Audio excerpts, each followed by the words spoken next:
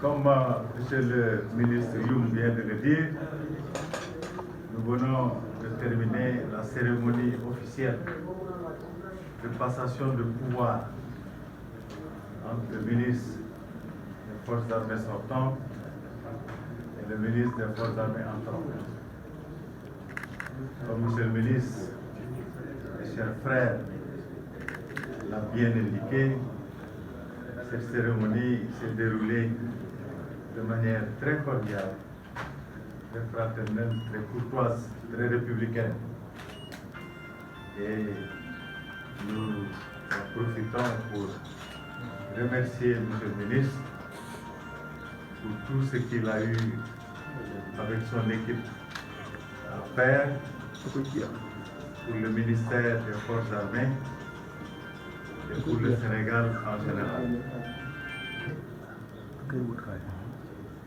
Mais avant d'aller dans les détails de mon propos, je souhaiterais tout d'abord rendre grâce à Dieu, le seul maître de nos destins, et prier que son prophète Mohammed, paix et salut sur lui,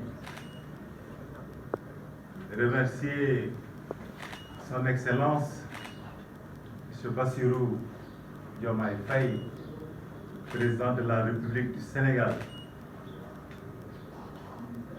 le Premier ministre M. Ousmane Sonko, pour la confiance qu'ils ont bien voulu placer en notre très modeste personne en nous nommant à la tête du ministère des Forces armées.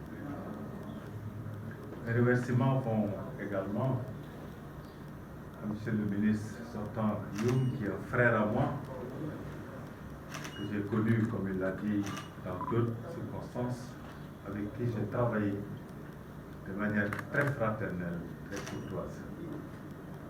Je le remercie pour l'excellent travail qu'il a fait au sein de ce ministère et prie ardemment pour lui et pour sa famille. Que le bon Dieu leur réserve des activités beaucoup plus exaltantes au profit de notre pays. Et je n'ai aucun doute que cela sera le cas. Et nous n'hésiterons pas à continuer à échanger avec lui de manière à profiter de son expertise et de son expérience et à profiter de ses conseils que nous saurons qu'ils iront toujours dans le sens du bien de la République, du bien des Sénégalais. Je prie que le ministère des Forces armées fera tout l'effort nécessaire pour que toutes les composantes qui le composent travaillent en synergie, en solidarité, pour garantir une bonne performance, pour garantir une bonne efficacité, mais également pour garantir une bonne efficience dans l'exécution de la mission constitutionnelle qui est confiée à ce ministère.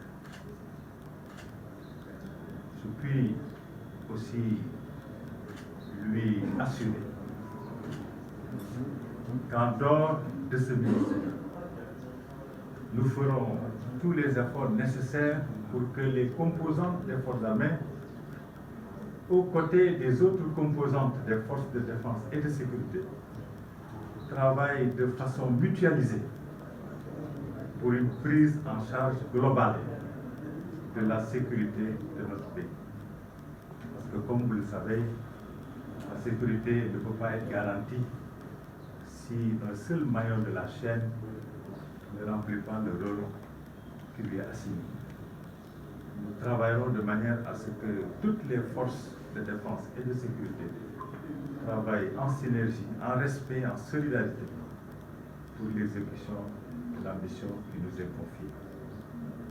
Mais au-delà de nos frontières, compte tenu du fait que notre sécurité est intrinsèquement liée à la sécurité de nos voisins, sous la supervision des autorités compétentes de la République, nous allons travailler à créer des canaux de collaboration de coordination, de coopération, pour qu'au bout du compte, ensemble, nous prenions en charge notre sécurité collective dans la sous-région.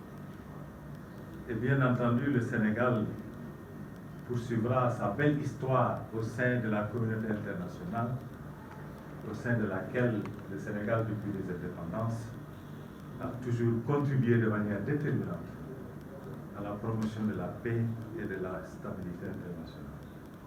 Nous travaillerons également à ce que cela soit renforcé, parce que tous les pays ont une responsabilité individuelle à la sauvegarde de la paix et de la stabilité internationale. Mais tout cela, bien entendu, et je termine avec ça, se fera sous le contrôle démocratique des autorités démocratiquement élues au Sénégal. Mais avec comme socle des relations civilo-militaires très solides, empreintes de confiance, voire de complicité entre les forces armées et les populations, pour qui et avec qui nous travaillons. Je vous remercie.